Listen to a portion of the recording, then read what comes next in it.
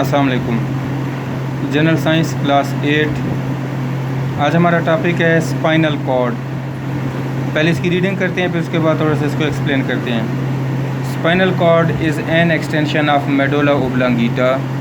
It runs backwards inside the backbone up to its lower end. It is also made of interneurons. Spinal cord creates a link between brain and different body parts. It also controls some reflex actions, immediate and involuntary actions, and some other involuntary actions. Peripheral nervous system. Peripheral nervous system consists of a network of nerves which are spread in the body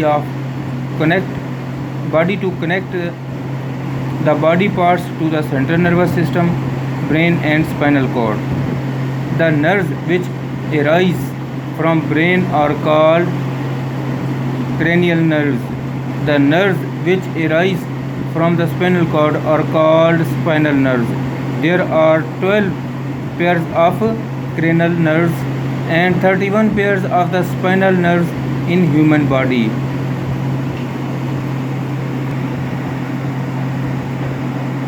Working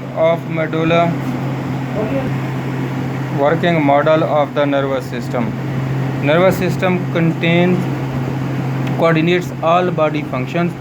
It also detects the changes in environment and produces response to the changes.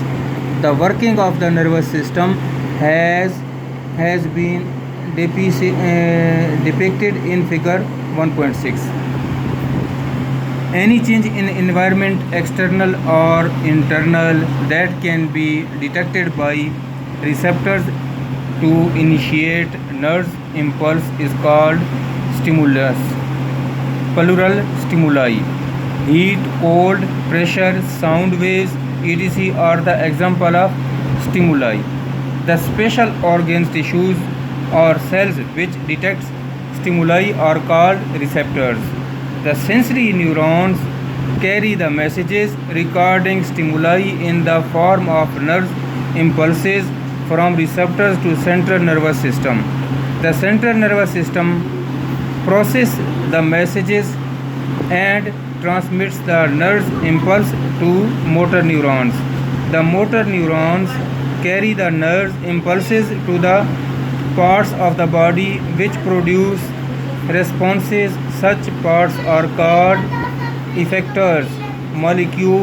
Muscles and glands in the body act as effectors. Spinal cord, जैसे कि आपको ये नज़र आ रहा है, इसके diagram भी देखें, ये ब्रेन और बॉडी के दरमियान जो है ना लिंक का काम कर रहा होता है। स्पाइनल कॉर्ड असल में मेडुला ओब्लांगेटा जो होता है ना, इसका एक्सटेंशन होता है। मतलब ये कि हम ये कह सकते हैं कि मेडुला ओब्लांगेटा से ही निकल रहा होता है। और ये पीछे जो होता है ना, ये बैक साइड पे बैकबोन के साथ मिल रहा होता है।